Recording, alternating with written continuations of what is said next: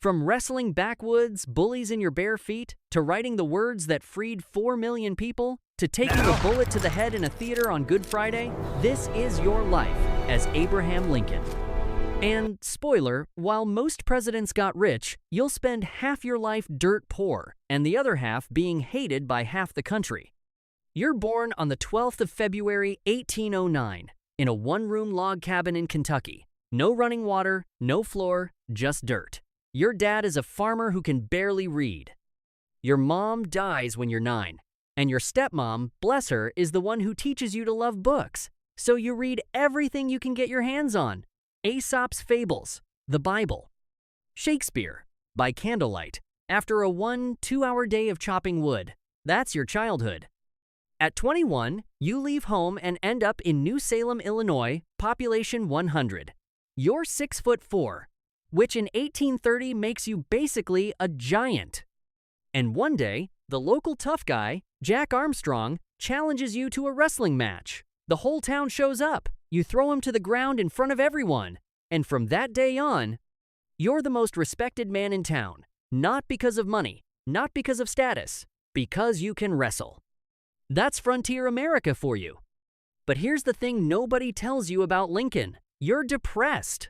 Like, clinically depressed. You write in your journal that you're afraid you might kill yourself. Your friends literally take away your knives. You go through what they called the hypo, meaning hypochondria, which back then meant deep, suicidal melancholy.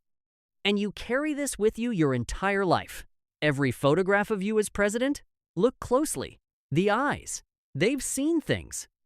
In 1842, you marry Mary Todd. She's from a wealthy slaveholding family in Kentucky. You're a self-taught lawyer from a log cabin. Romeo and Juliet, basically. You have 4 sons. And you adore them. You let them ride goats around your law office, throw ink at the walls, climb on your shoulders during meetings with congressmen. Your law partner once said, if those boys had peed on Lincoln's desk, he'd have called it a baptism. But then, your second son, Eddie, dies at 3. Your third son, Willie, dies at 11, while you're in the White House, while the Civil War is killing thousands a day. And Mary loses her mind from grief. She holds seances in the White House to talk to Willie's ghost. You start sneaking off to spend nights at the cottage where Willie died, just to feel close to him. This is the man who's leading the country. November 1860. You win the presidency with less than 40% of the vote. Before you can even take office, 7 southern states secede. By the time you're inaugurated, the country is already breaking apart. You give your inaugural address standing in front of an unfinished Capitol building, the Dome. Ironically, a metaphor for the country itself. Half built, half broken. And 6 weeks later, the South attacks Fort Sumter. Civil War. You've never served in the military. Your only combat experience was a brief stint in the Black Hawk War, where, in your own words, you fought a good many bloody battles with mosquitoes.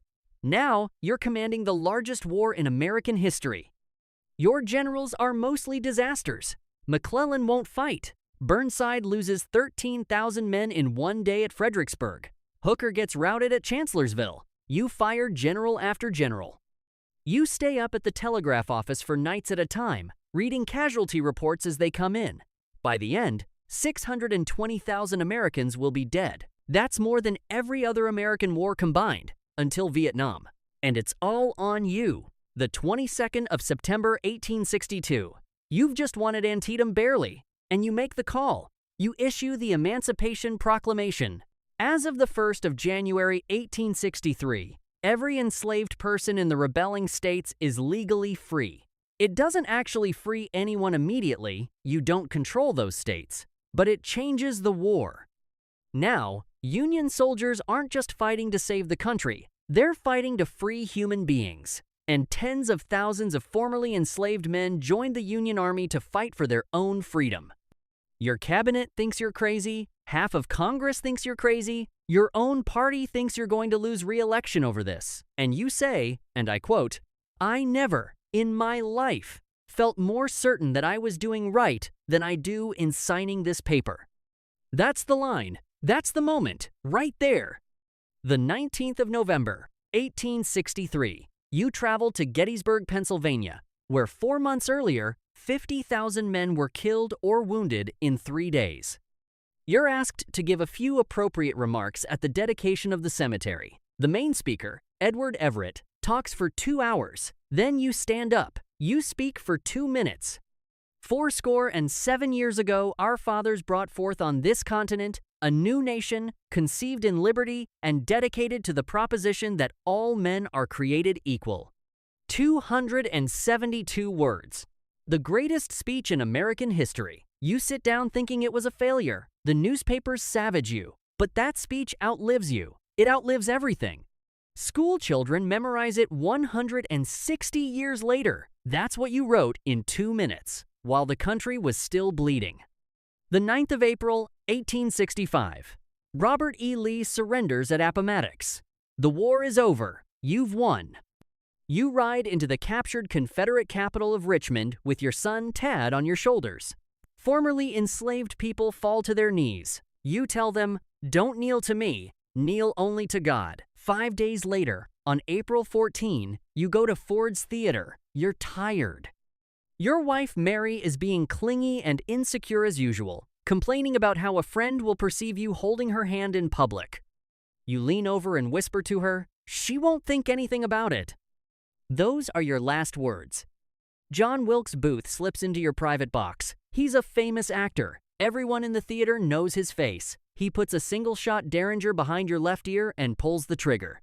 The bullet enters your skull. You slump forward. Mary screams.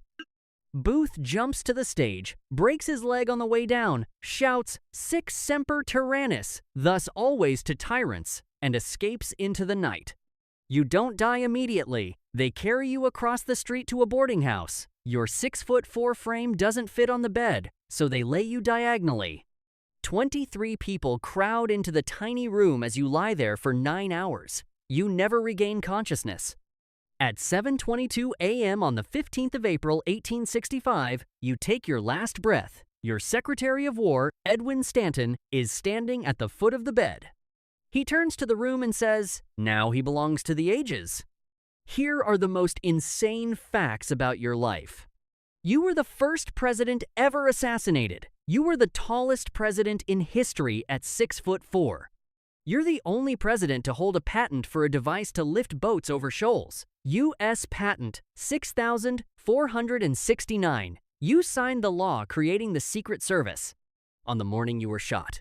The Secret Service's only job at the time was anti-counterfeiting. They wouldn't start protecting presidents for another 36 years. And the strangest one?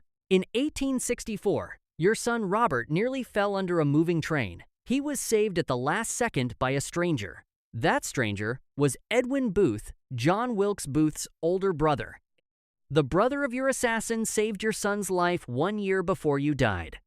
That's your life as Abraham Lincoln, born in a dirt floor cabin, died as the man who saved a country. Sleep on that one. And if you thought that was wild, wait until you see what happened to JFK 100 years later. The coincidences are insane. But that's a video for next week.